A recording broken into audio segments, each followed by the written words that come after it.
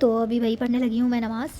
और नमाज़ पढ़ते हैं असर की, और असर का वक्त जो है ना अब इतनी तेज़ी से जल्दी से चला जाता है कि पता ही नहीं चलता कि अभी असर हुई है और साथ ही मगरिब भी हो जाती है। तो भाई ये टाइम जो होता है ना बहुत तेज़ी से जाता है, बहुत तेज़ी से भाई।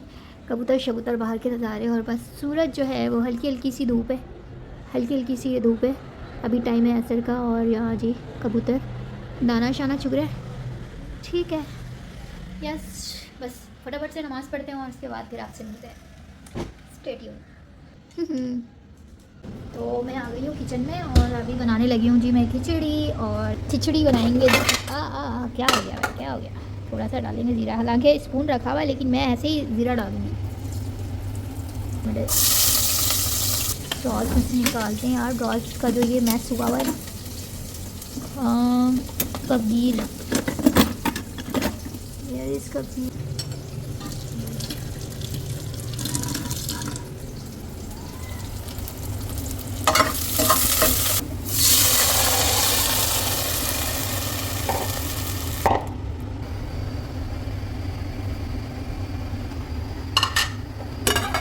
खिचड़ी बनने के लिए मैंने रख दिया। अब मैं बनाने लगी हूँ जी चटनी, और चटनी के लिए जो है मैंने लेना है हरा धनिया पुदीना। और हरा धनिया पुदीना ना मैं हमेशा इस बॉक्स में रखती हूँ यार। ये बॉक्स बड़ा अच्छा है, इसमें काफ़ी देर तक हरा धनिया पुदीना जो है ना ग्रीन रहता है। तो हरा धनिया निकाला, थोड़ा सा पुदीना निकाला, ये वाला पुदीना पहले का पड़ा हुआ है, पहले इसको यूज़ कर लेते हैं। और साथ में हरी मिर्चें होंगी, इसको हम साइड पे रखते हैं। और यहाँ पर मैंने चटनी का सामान कर लिया रेडी, और अभी बनाने लगी हूँ जी मैं चटनी इस चॉपर में। तो इसमें इसको डालते हैं, ये बन के जी रेडी हो गई है। ये चटनी मैंने इसमें बनाई है क्योंकि मेरी हिम्मत ही नहीं थी कि मैं सिल निकालूँ भाई, खिचड़ी के साथ ही खानी है बस। ठीक है, यहाँ पर जी बन रही है चाट, फ्रूट चाट, और अनार छीले मैंने। सोचा यार चलो थोड़ा सा फ्रूट पड़ा हुआ है तो इसको ज़ाया नहीं करते और इसको बना लेते हैं।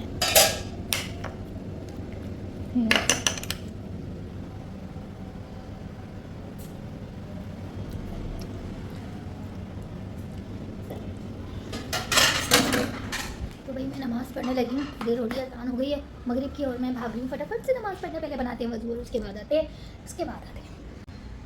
यहाँ आ गई मेरी खिचड़ी, और साथ में मैंने डाल दिया शोरबा, कल का बचा हुआ सालन आलू गोश्त का। खिचड़ी पर ये मेरा फेवरेट है, मुझे बहुत अच्छा लगता है। और ये मेरी, और ये मैं। ठीक है, तो भाई अपना रात का डिनर कर रही हूँ 8 बजे। इसके बाद इंशाल्लाह नमाज़ पढ़ूँगी सुकून के साथ।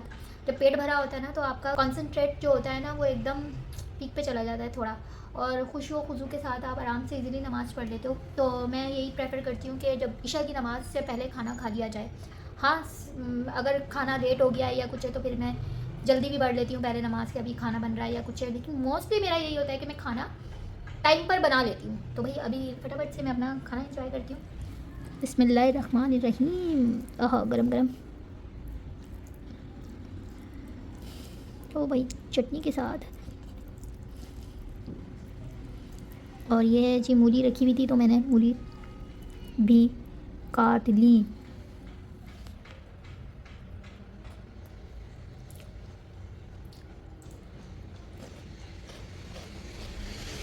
अब आप लोग बोलेंगे कि मैं रात में मूली खा रही हूँ। जी हाँ, मूली पसंद है मुझे भाई, कुछ भी नहीं होता, रात में मूली खा लें। साथ आप अच्छे से माउथ वॉश करें, माउथ फ्रेशनर करें, ब्रश करें, मुंह से स्मेल भी चली जाती है, फ्रेश हो जाते हैं। क्योंकि मुझे अभी नमाज़ भी पढ़नी है तो ऑब्वियसली मैंने अपने मुंह को जो है ना अच्छे से वॉश करना है। ठीक है, लेकिन पसंद है, ऐसी कोई साइंस नहीं है कि रात में खाने से ये हो जाता वो हो जाता, कुछ भी नहीं होता।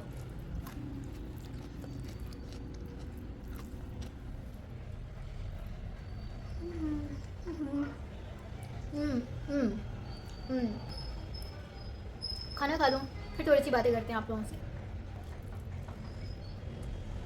अल्हम्दुलिल्लाह।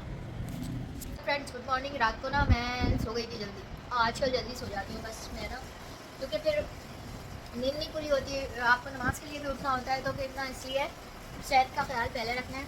तो अभी मैं ना वर्कआउट कर कर आई हूँ, अपना कहवा पिया मैंने अदरक वाला। उसके बाद मैं खा रही हूँ अपना नाश्ता कर रही हूँ। मैं नाश्ता दिखाती हूँ आपको कि मेरा नाश्ता क्या है, आज का मैं क्या खा रही हूँ। तो जी ये अंडे हैं, काजू है, बादाम पिस्ते हैं, खजूर है और प्रोटीन ज़रूरी होता है भाई। प्रोटीन जो है ना ज़रूरी होता है। अभी मैं ये खाऊंगी, उसके बाद मैंने नमाज़ पढ़नी है, फिर उसके बाद अपना सही वाला नाश्ता करूँगी भाई, तो भी ज़रूरी है, लेकिन थोड़ी क्वान्टिटी, थोड़ी सी क्वान्टिटी बस ये खाते हैं और फिर मिलते हैं।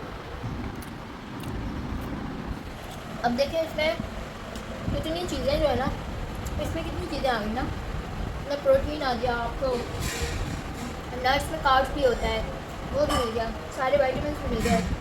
अज़ान हो गई है मैं, बस मैं ये सारा खा के और फिर पढ़ती हूँ नमाज, उसके बाद बाकी की बातें बाद में।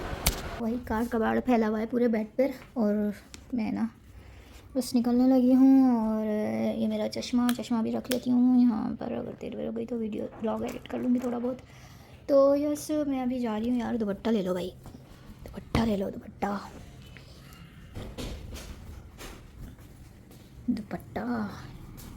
भाई, चीज़ें मुझे यहाँ पड़ी हुई हैं और यहाँ मैं, तो भाई अभी मैं जा रही हूँ, अब्दुल्ला आ गए, अभी मैं जा रही हूँ अल खलीज और मेरा लास्ट पीआरपी है, पीआरपी अब मेरा रह गया है तो वो करवाने के लिए, तो बस मैं निकलूँगी। जरा भी ख़राब आ रहा है।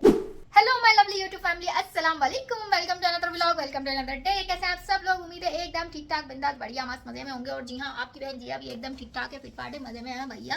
गर्मी लग रही है, नवंबर का महीना है, तो आप लोगों को ढेर सारा वेलकम मेरे चैनल पर। और लोग अभी मेरे चैनल पर नए हैं उनको भी ढेर सारा वेलकम मेरे चैनल पर। और उनसे रिक्वेस्ट है कि भाई अभी तक नहीं किया है जिसने अपनी बहन जिया का चैनल सब्सक्राइब, तो फटाफट से कर लीजिए, चैनल को लाइक शेयर एंड सब्सक्राइब, और साथ में जो बेल आइकन है इसको भी करिए टन टना टन टन, ठीक है। तो भाई मैं अभी जा रही हूँ अलखलेज और काफ़ी देर हो गई है। माजिद भाई आके खड़े हुए नीचे और वो बोलेंगे बाजी आ गया हूँ, मैं खड़ा हूँ नीचे, ज़ारा अपना काम कर रही है। और अब्दुल्ला जो है ना अपनी स्टडी में लगे हुए हैं, क्योंकि अब्दुल्ला की चल रहे हैं मिड टर्म। यहाँ की लाइट शाइट ऑन कर दो भाई, मगरिब होने वाली है भाई। बच्चा घूमे जा रहा है जी अब्दुल्ला। और अस्सलाम वालेकुम एवरीवन, मैं अपना पेपर पैटर्न देख रहा था। क्या हुआ पेपर पैटर्न को? नहीं चेक कर रहा हूँ कि क्या पैटर्न है। तो पंखा तो खोल लो भाई, पंखे भी मेरे गंदे हो रहे हैं, इनको भी मैं क्लीन करवाऊँ। सबर रखो, तुम्हें भी सुधारती हूँ मैं। बहुत हो गया, तुम भी गंदे हुए हो, ये भी गंदा हुआ है, इसको सुधारना है भाई। तो अभी भाई फटाफट से चलते हैं, जल्दी से। माजिद भाई आ गए हैं और निकलते हैं भाई, ठीक है। तो आती हूँ मैं थोड़ी देर में। तो भाई संभालो अपना बैग। ए है लग जा। यहाँ से उठाया अपना ये वाला फ़ोन, नंबर वाला पेन है क्या? हाँ, और क्या मैं नहीं बनानी है? आप बनाना चाह रहे हो क्या? ये करतब मत करना मेरे को, मुझे आने दो, ठीक है भाई।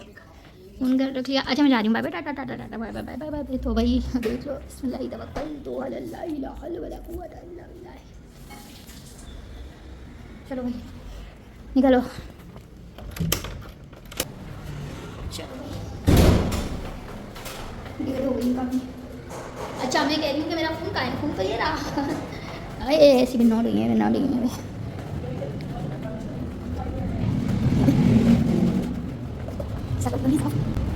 यस बस आ गए नाजिद भी निकल।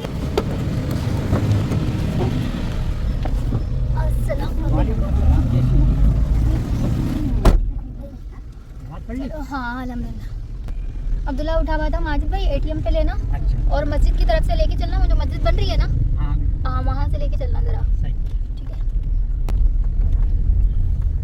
बस तबीयत सेट है आपकी? ओके निकलते हैं। जी माजिद भाई, अल्लाह का शुक्र है, अल्हम्दुलिल्लाह।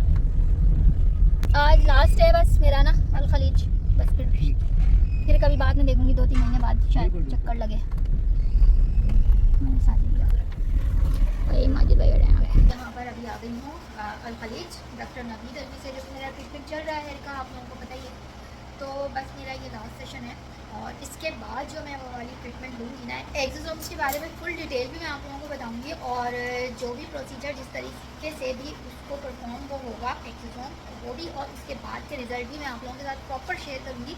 अभी जो पूरी मैंने आप लोगों के साथ जर्नी शेयर की है अपनी हेयर पीआरपी से लेकर, और साथ में जो मैंने आप लोगों को बताया था कि थोड़ा सा कहीं एक पर्टिकुलर एरिया पे जो मेरा फैट था, जो बिल्कुल इतना ज़िद्दी फैट था कि वो नहीं जा रहा था। मतलब भाई एक्सरसाइज से जितनी मर्ज़ी मैंने कर ली, जिम ज्वाइन कर लिया, सारा कुछ, लेकिन वो एक पर्टिकुलर एरिया से फैट नहीं जा रहा था। तो होता यह है कि जब आप अपनी फैट टू फिट की तरफ जाते हो तो मैटर ये नहीं करता कि आपका वेट कितना है, क्योंकि कोई भी आपको उठा के नहीं देखेगा कि भैया आपका वेट कितना है। आप बिल्कुल परफेक्ट नज़र आने चाहिए कि आपके कपड़ों, आपके जिस्म पे, आपकी बॉडी पर कपड़े कैसे लग रहे हैं, आपका फैट जगह जगह से निकल तो नहीं रहा। तो मुझे भी यही सारी क्यूरीज थी और मैं इसीलिए यहाँ पर आई थी डॉक्टर नवीद के पास। तो उन जगहों के लिए जो इंजेक्शंस होते हैं ना, फैट बर्निंग जो इंजेक्शंस होते हैं, लाइपोलाइटिक जो इंजेक्शंस होते हैं ना, वो अपना काम कुछ इस तरीके से करते हैं, उनको लाइपोलाइटिक इंजेक्शंस कहते हैं। और वो आपके यूरिन के ज़रिए जो है ना वो सारा फैट डिसॉल्व कर देते हैं, निकाल देते हैं। और उसमें फिर थोड़ा सा ये भी करना होता है हमें कि भाई हमें थोड़ा सा जो है ना पानी शानी का इंटेक अपने ज़्यादा बढ़ाना होता है उसमें जब आप लाइपोलाइटिक लेते हैं। और उसमें साथ साथ ये होता है कि आपको थोड़ी सी वर्कआउट करनी होती है, आप घर में कर लें अगर जिम नहीं जा सकती है, लेकिन बहुत इफेक्टिव है। मुझे समझ लें कि बहुत अच्छे रिजल्ट मिले हैं लाइपोलाइटिक से। तो मैं अभी यही सोच रही हूँ कि मैं आगे कंटिन्यू करूँगी, क्योंकि थोड़ा सा और चाहिए मुझे जैसा टारगेट मैंने सोचा हुआ था कि मुझे इतना अपना ये कम करना है एरिया, तो वो मुझे करना है। भाई एरिया कहीं कहीं ऐसे भी होते हैं कि नहीं दिखाया जा सकता, तो नहीं दिखाऊंगी मैं आप लोगों को, ठीक है। समझदार हैं आप सब लोग, समझ जाएं ये बात, ठीक है, कि भैया औरतों की क्या क्या मुश्किलें होती हैं, परेशानियाँ होती हैं, उससे निपटना ही पड़ता है बहरहाल।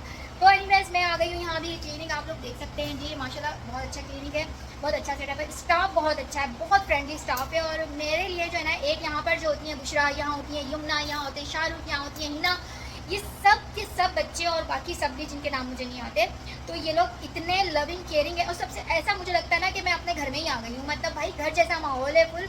और जो सर हैं डॉक्टर नवीद अरवी, उनको भी अगर कोई चीज़ रिक्वायर्ड नहीं होती, पेशेंट को ज़रूरी नहीं होता कि वो चीज़ करवानी है, तो वो स्ट्रिक्टली मना कर देते हैं कि नहीं करवाएं। अगर किसी को ऑनेस्ट रिव्यू चाहिए किसी चीज़ के बारे में या अपनी किसी ट्रीटमेंट के बारे में, तो वो सीधा आ जाए अलखलीज डॉक्टर नवीद के पास।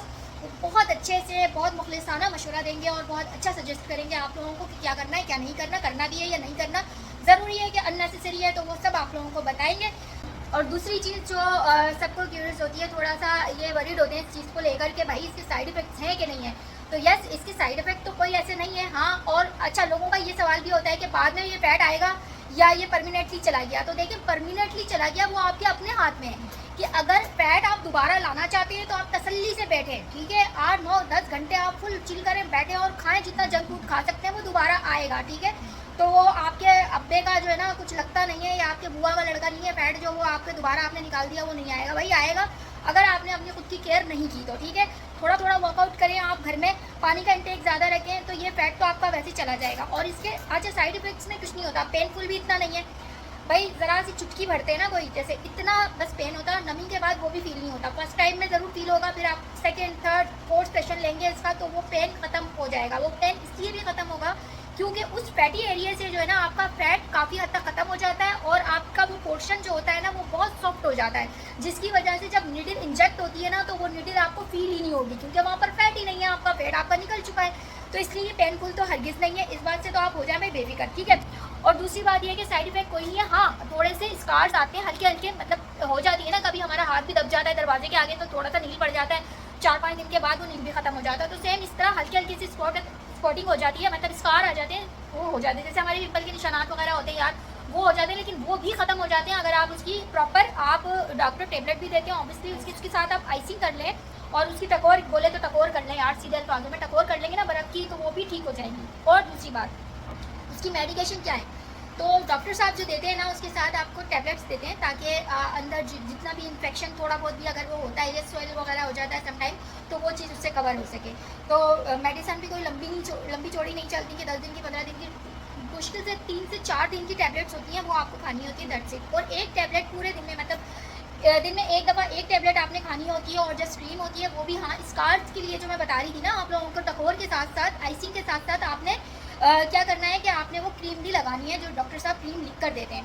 तो ये सारी चीज़ें होती हैं बस, इतना ज़्यादा। और इसकी कॉस्ट की बात की जाए तो ये आपको पर सेशन जो भी पड़ेगा आपको, वो आपको यहाँ आकर ही पता चलेगा कि कितनी कॉस्ट है इसकी। मैं आपको कहूँगी कि इस टाइम पर अगर आप किसी और एस्थेटिक में जाते हैं ना तो आपकी वाट लग जानी है, ठीक है। आप जब तक कमेटियाँ डालेंगी और जब तक कमेटियाँ उठाएंगी ना आप लोग, तो भैया तब तक और ज़्यादा दुगनी तिगनी इसकी कॉस्ट हो चुकी होगी। तो इसलिए बेहतर ये है कि फटाफट से जल्दी आए। मैंने सारी चीज़ें डिटेल में आपको स्टेप बाय स्टेप बता दी है। अब आप लोगों के किसी के साथ भी कोई भी ऐसा इशू है कि यहाँ साइड एरियाज़ पे, ये देखें, ये लेडीज़ के ना यहाँ साइड एरियाज़ पे फैट अक्सर आ जाता है। मुझे जो आया वो इसलिए आया कि मैं बहुत ज़्यादा ट्रॉमे में चली गई थी, तो वालदा के इंतकाल के बाद मेरी हालत भी कुछ ऐसी हो गई थी कि मैं बस खाती रहती थी, मुझे कुछ भी समझ नहीं आता था, तो उसकी वजह से ये हुआ कि फ़ैट आ गया था। तो लेकिन हमने अपना ख्याल खुद ही करना है, तो आप लोग देर मत कीजिए। मेरी तरफ से हाईली रिकमेंडेड है कि भाई आप लोग अलग जाएँ और डॉक्टर नवीद के पास आएँ, ठीक है? ठीक हो गया, गुड हो गया, तो भाई मिलते हैं आपको थोड़ी देर के बाद। ये मेरी चाय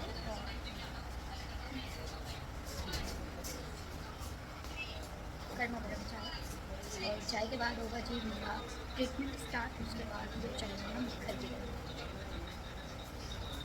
चाय को रखते हैं साइड पे, थोड़ी सी चाय पीते हैं। चाय पीने के बाद मैंने अब्दुल्ला की लेने जाना है टेबल, स्टडी टेबल। अब्दुल्ला की स्टडी टेबल लेने जाऊँगी, फिर उसके बाद घर की